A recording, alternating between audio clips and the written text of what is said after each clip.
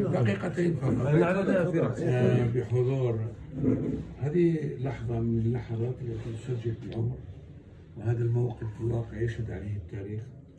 هذا المكان الطيب، هذه الزاوية، هذه منارة العلم أمام شيخ فاضل، وهو في شخصكم الكريم الذي كرس حياته للعلم والإسلام وإنارة العقول وإحياء التراث باسم إخواني الزملاء من الأساتذة الأجلاء، وخصوصا منهم زميلي الدكتور محمد الزبيري، هذا الرجل الذي له مسار كلنا يعرفه، وكان مسار نضال ومن أجل المبادئ والثوابت.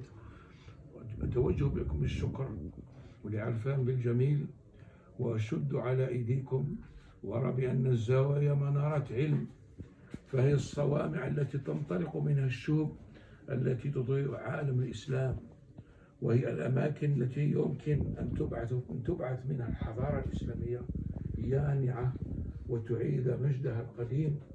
فهذا العمل الذي تقومون به والذي نحن نتشرف بحضورنا أمامكم، نحن نبارك لكم في هذا العمل ونشد على أيديكم وندعو لكم بالتوفيق، ونطلب منكم دعوات صالحة لأعمالنا حتى يسدد الله لنا خطانا.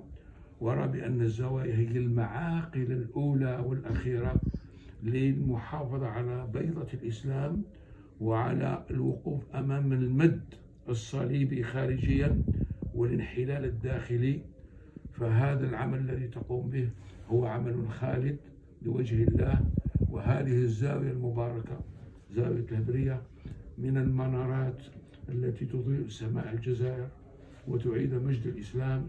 فبارك الله فيكم وأطال الله عمركم وبارك في أعمالكم وجعل عملكم للصالح العام ولفائدة أجيال المستقبل. فبارك الله فيكم، ونحن نتشرف بوجودنا بجواركم واستقبالكم لنا هذا الاستقبال الطيب في هذا المكان المبارك. فنتمنى ونطلب من الله لكم التوفيق، كما نلتمس منكم دعوات صالحات لأعمالنا. فكلنا في طريق بناء الهوية الوطنية الروحية للأمة الجزائرية. وبارك الله فيكم. شكرا.